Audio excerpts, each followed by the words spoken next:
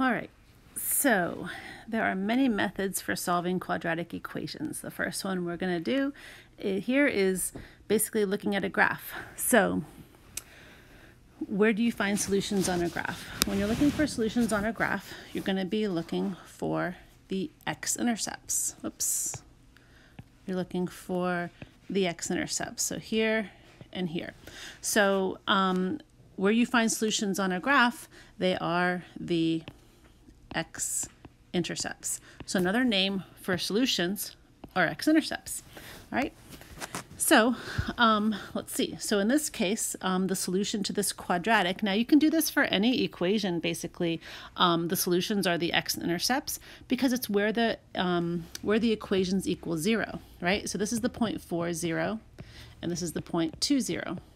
So the solutions to this quadratic are x equals 2 and 4. We're interested in the x values that produce an answer of 0. So this has two real solutions. Here, this only has one, so this is just x equals -4. So in a parabola on a quadratic, this is called a double root. That action of just touching and leaving, kind of like kissing the x-axis and returning, that's a double root. So if you have a polynomial, which we'll study later, those are sometimes more complicated, you know, like go up and down and say up again, like that. So this has 1, 2, 3 solutions, or 3 x-intercepts, but you can also have a polynomial that maybe it goes like this and touches and goes back up again. So that right there is a double root. And then this is another one, another single root. All right. So over here, our x-intercepts, we're going to have to kind of guess. So x equals looks like -2.2 and positive 2.2. So that's kind of like something telling that we'll see later on. It looks like it's negative and positive of the same exact number. Okay, and so probably that indicates that our problem could have, when we're solving it, it would be like x squared equals, like, let's say 6. And we had to do the square root of it to solve it. And the square root of 6 is, you know, about 2.2 or something like that. All right, but you don't have to know that from this picture. You just have to be able to kind of like tell the x-intercepts. Now the y-intercept is another important place, but it's not a solution. It's not what we would consider a solution to a quadratic. All right, over here, this doesn't touch the x-axis at all. So there are no real solutions here.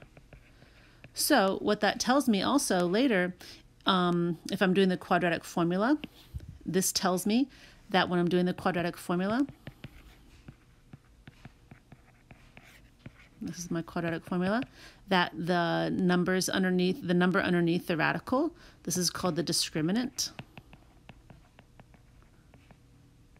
I can't write that word, discriminant.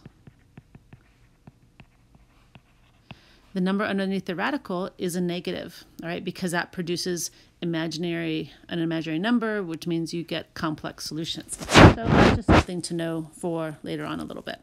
All right, so what are the 3 other names for solutions? So we saw earlier that the other name for solutions are x-intercepts.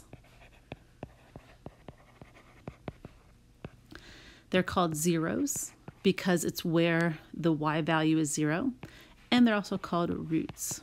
So anytime you see one of these names, one of these words, you see zeros, roots, solutions, x-intercepts, it's just all talking about the same thing. So different words for different scenarios, but that's basically it.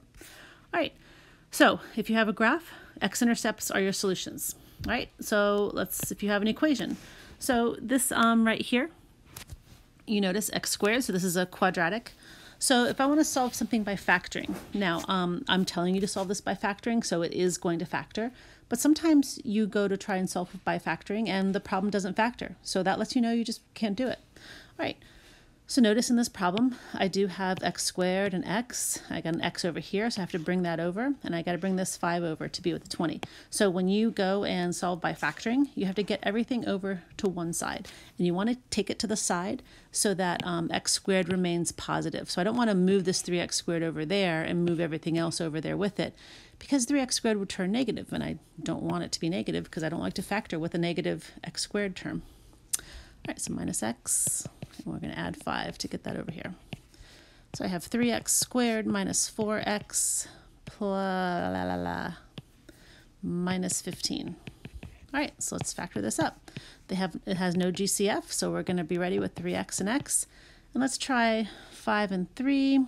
Let's see, let's try 3 here and 5 there, because I couldn't put the 3 where the 5 is because there's already a 3x there. So let's check it out. 9x and 5x. Yep, I can get -4, negative and a positive. And there we have it. It still makes -15, so we're good. So when you solve by factoring, so it's important to note this thing. If I tell you that there are two numbers that multiply to 0, and I tell you that one of the numbers is 7, well, and you're like, well, I don't know what the other number is. But when two things multiply to 0, one of them has to be 0, one or the other. So if I tell you that one of them is 7, then the other one has to be 0. Or if there were two numbers and this one was like 12 or -12, then this one would have to be 0. So that's what this is telling you here. You have two expressions and they multiply to 0. So either 3x plus 5 equals 0 or x minus 3 equals 0. So one of those two things has to be true. So that's how we find our solutions. So we say to ourselves, either 3x plus 5 has to be 0 or x minus 3 has to be 0. And you solve them. So x minus 3, I would add 3 and get 3 as my answer here. Here I would take away 5 and then divide by 3, so I get -5/3. And usually we want fractions instead of decimals. All right, so square roots. So when you solve by square roots, notice the difference between some of these problems. I only have x squared in this problem. There's no little baby x's, I call them. All right, I only have an x squared term. So when there's an x squared term and I want to solve it, well, go ahead and just solve it like it stands, just solve like we would a normal equation. So take away 10 from both sides. I got 3x squared, like isolate the x, basically. Divide by 3, and I get x squared equals -6. All right, so to solve this, to get rid of the square, I'm going to have to take the square root. So I get x squared equals, now when you take the square root of both sides, yourself in an equation, you have to put plus or minus. If I tell you in a random statement that like x squared equals 25, you don't know if I mean 5 squared, because that makes 25. I might mean -5 squared. That also makes 25. So if you're not told what this number is, but I tell you that I square it and I make 25, you don't know if I mean 5 or -5. You just don't know.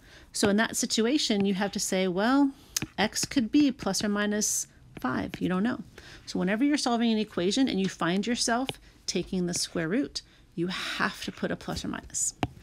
All right, now the square root of 6. I don't know the square root of 6, but I do know it's negative. So I can pull out the negative and put an I and just leave radical 6.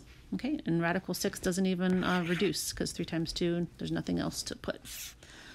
All right, so this is kind of similar to the last one. We're solving by square roots, but there's a parentheses. So it would be a little bit of work to write x minus 5 twice, FOIL it out, here and here. I'd get all that mess. And then when I was done, I might have to factor still, or maybe I'd have to use a quadratic formula. I don't want to do all that. First of all, I don't want to multiply that out. So what you can do is isolate the x minus 5 squared. So add 4. So I have x minus 5 squared equals 16 now. And so now, to get to the x minus 5, what I will do is take the square root of both sides. But remember, the x minus 5 is going to pop out because these knock each other out. And square root of 16 is 4. But you have to put the plus or minus because you don't know if it was positive or -4. All right, and so now you have two equations. One of them is x minus 5 equals 4, or another situation is x minus 5 equals -4. And you solve them both. So you have x equals 9, or x equals 1. Okay, so that's how you get your two answers. So your two answers might be like, kind of similar to, to the same thing, but plus and minus. Same thing here. Or it could be two totally different answers when you solve by square roots. All right, so next, quadratic formula. So all problems can be solved by the quadratic formula, but really it's kind of the most annoying one, so you kind of steer clear of it. Now, when you're looking at a problem like this one's all set up, and here's your x squared, x, and your constant term. So you have to have it in this order to figure out what a, b, and c are. And when I looked at this, I might be like, oh, I think I can factor that. But if you try to factor it, x and x, what multiplies a 10 and adds up to 4? Nothing. 5 and 2, 10 and 1, nothing. So it can't be factored. So you have to use a quadratic formula. There's times when you have to do the quadratic formula. So here it goes. So when I'm doing the quadratic formula, it looks like this: a problem ax squared plus bx plus c. So this is how a quadratic is. And so that's where you're getting your a, your b, and your c from, that then go into this formula right here. So I like to put a equals 1. I'll just write them down. B equals 4 and c equals 10. That way I know I'm using the right numbers. This is a 1 right here, right? And also your teacher can see that you are, in case you made like an error in the signs, they say, oh, well, that's what happened, and then just follow the rest of the problem. All right, so x equals, I have this part. This means the opposite of b. So b is 4, so I'm going to say -4 plus or minus the square root. Now I also over here like to do my d value. Remember, this part right here is called the discriminant. So if I can figure that out first, that's kind of the most annoying part of this. So it says b squared. So 4 squared is 16 minus 4 times a and c. Well, a is 1 and c is 10. So this is going to be 16 minus 40. So let's see, that's -24. And the bottom is 2 times a, so 2 times 1 is 2. All right, so this is basically done, but I have to clean it up a little bit. The square root of -24 is not good. We have to clean that up. So let's see, 24. 24 breaks down into 4 times 6. 4 breaks into 2 and 2, and 6, 3 and 2. So I'm going to take out a 2. So I'm going to rewrite this as -4 plus or minus 2 radical, and I put this back together as 6, and it's negative, so I put an I, and then I divide by 2. So there's one more thing I can do here. Anytime these 3 numbers are all divisible by a number, you divide them to reduce it. So if I divide these all, they all divide by 2. So I get -2 plus or minus 2 divided by 2 is 1. So I'm going to put I radical 6. And the bottom also makes a 1. So what I'm doing right here, turns into a -2, this turns into a 1, and this turns into a 1. If I divide a fraction, if I divide by 1, I don't need to write it. So I can be satisfied that this is my solution. All right, so I'm going to do the same thing over here. But to do the quadratic formula, everything has to be together. Now you could move the 7x squared to the right, but I'm just going to pop these over to the other side. I like to do it that way.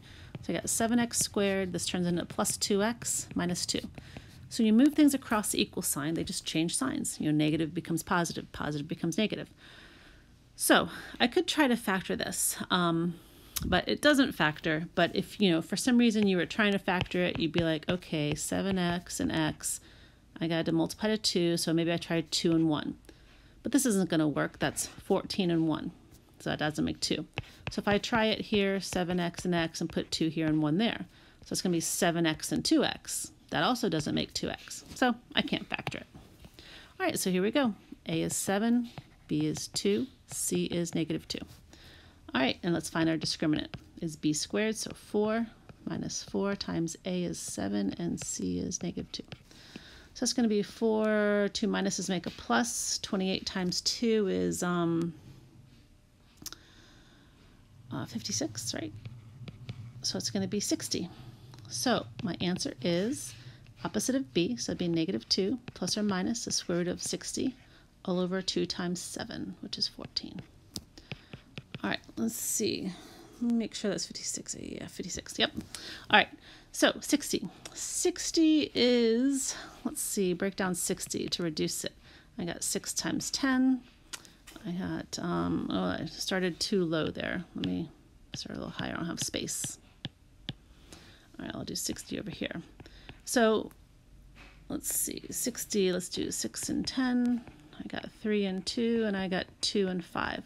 So there's my 2's right there. I'm going to pull out a 2 and put a 3 and a 5 back in. So -2 plus or minus 2 radical 15 over 14. All right, so just like before, look at these three numbers right here. These all reduced by 2. So my final answer is -1 plus or minus. I don't need to put a 1, so I'll just put radical 15 over 7. Oops, that's a 7 there. If you want to write it like that, you can. Or, you could separate this into 2 fractions. You could say -1/7 plus or minus radical 15 over 7. So, leaving it like this is perfectly fine. But if you see an answer choice separated, you can separate it. All right, we got one more page of this because there are some, this next one is a little bit different. All right, so completing the square. This is the one that doesn't get used a lot. This is also a way to put a parabola, one of the ways you use to put a parabola back in vertex form. But we're just going to use it for solving here. So completing the square.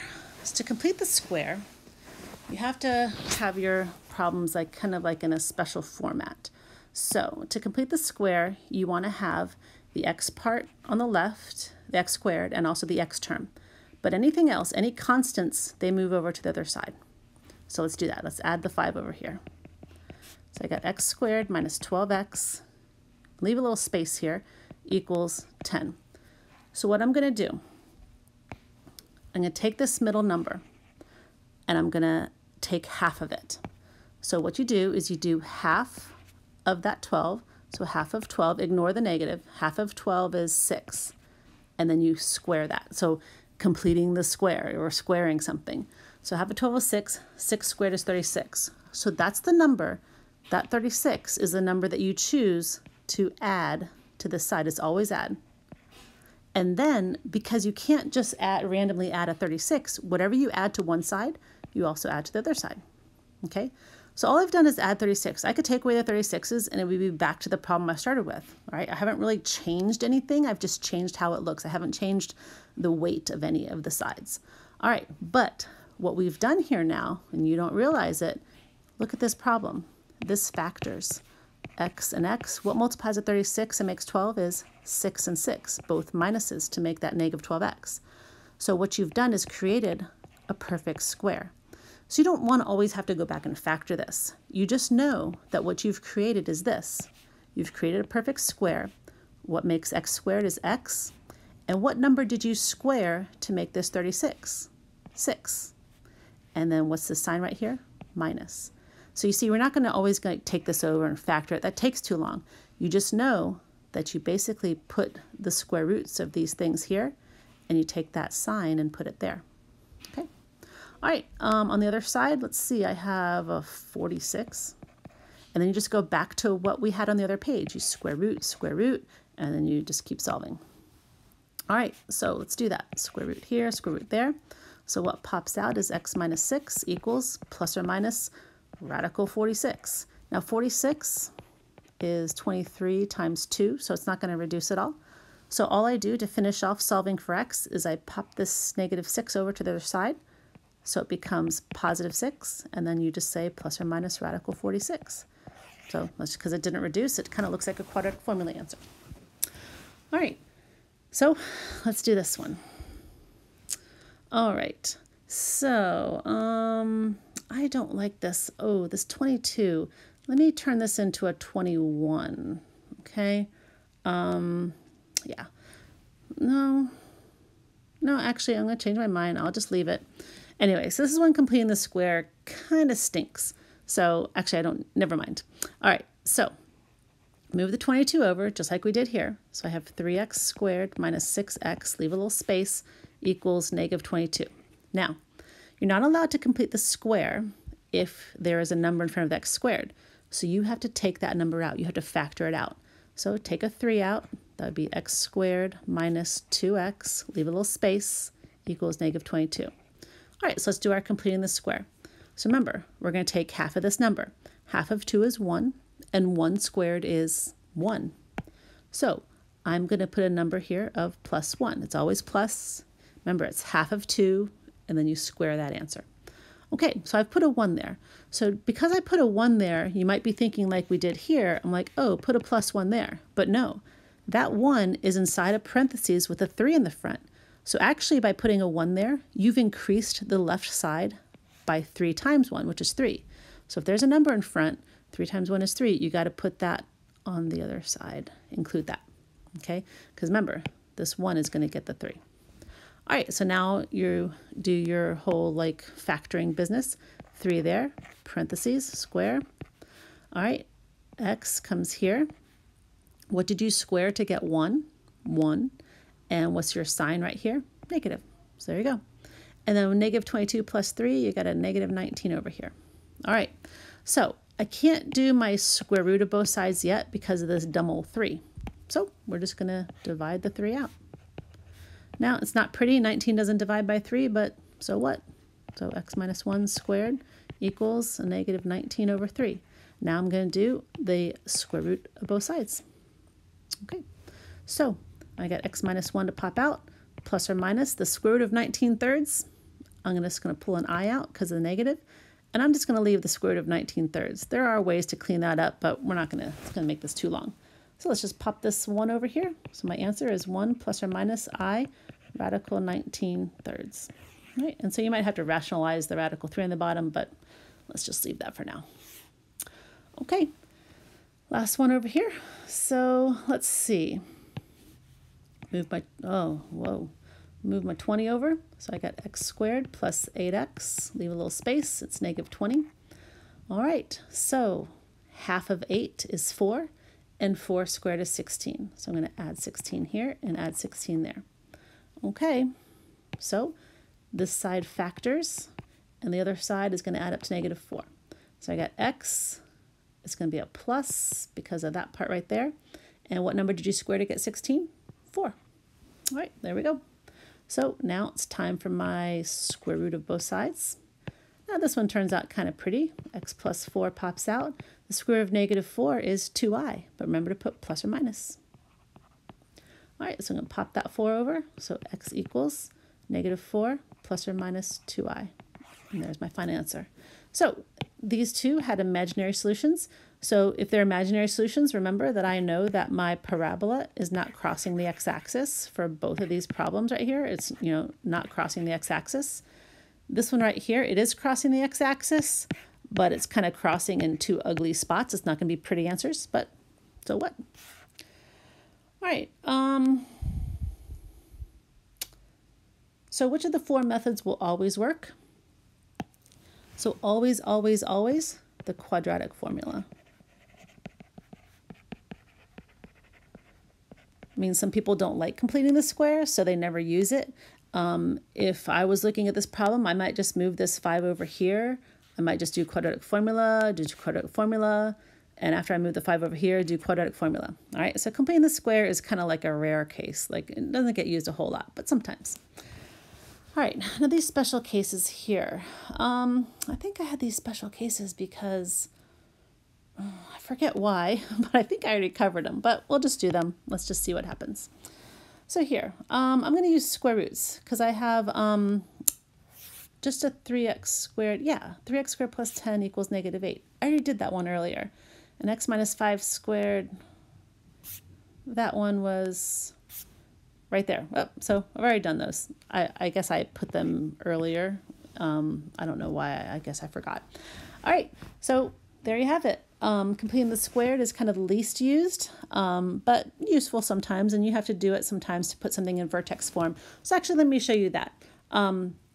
Let's say you have a parabola and you want to put it in vertex form. Let me find an easy one here. And let me make up one. Let's see, x squared plus, let's say, 12x plus 20, let's say. And you have this parabola and you want to put it in vertex form. And right now it's in, what's it called? It's in standard form. So I'm going to change it a little bit. I'll put this y equals. So if you want something in vertex form, and if you don't want to learn this, you can just stop right now. Anyway, so something in vertex form, you had to do completing the square, but you have to keep your completing the square all on this side. So if you want to put something in vertex form, what you do is you take your x squared plus 12x and you kind of section it off. All right, so you piece it off and put the plus 20 on the outside. So I'm going to complete the square. I'm going to put a number here. I'm going to take half of 12, which is 6, and then 6 squared is 36. So I'm going to put 36 here, add. But since I'm adding 36 there, and I'm on the same side of my problem, I'm going to take away 36. Because see, I'm not on opposite sides like I was before. So whatever I do here, I have to counteract back here. So I'm going to choose to add 36 here, but I'm going to take away 36 there. So if you look at it, if you take away these 36s, the problem is just your original problem. Okay, all right, so let's take a look what we've created. I have a perfect square here, and these two things, let's see, that makes negative 16, right? So I get x, 6 is what I squared to get 36, and this is a plus, so there you go. So my vertex, it's left 6 and down 16, so negative 6 and negative 16, and there's my vertex. So that's how you use completing the square to change something to vertex form. And